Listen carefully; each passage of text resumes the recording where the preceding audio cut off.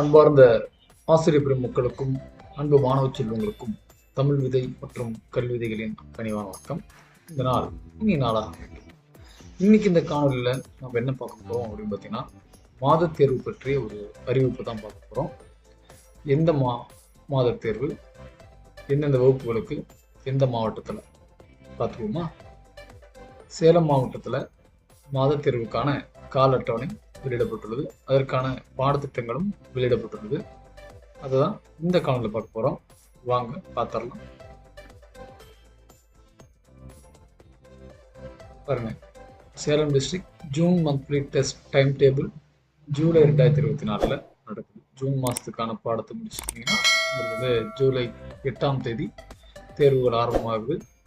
பாருங்க, 8ஆம் தேதி ஒரே டைம் பாருங்க, 10th, 11th, 12th காலையில் 3-4 பீரியடு, அதே மாதிரி சாயந்தரம் 7-8 பீரியடு, 2 பீரியடுகளில் தேர்வு நடக்குது. 8ஆம் தேதி தமிழ் காலையில்,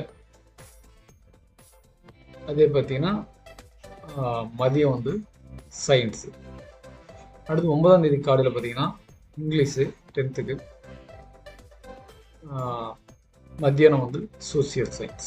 புதன்கிழமை பார்த்தீங்கன்னா மேக்ஸு காலையில் முடிஞ்சிருச்சு, இதோட முடிஞ்சிருது. அதே 11th, 12th பார்த்துக்கோங்க, எந்த நாள் எந்த பாடம் அப்படிங்கிறத. இப்போ நம்ம சிலபஸ் பார்த்துருவோம். 10th சிலபஸ் பாருங்க.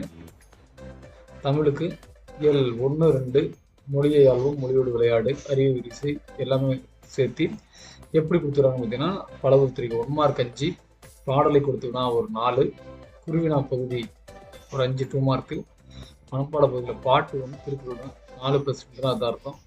அடுத்து சிறுவினா, அடுத்து நடுவினா, கட்டுரையும் நடுவினா வரும். அதே மாதிரி பார்த்தீங்கன்னா இங்கிலீஷ்க்கெல்லாம் கொடுத்துருவோம். இங்கிலீஷ் யூனிட் 1 மட்டும்தான்.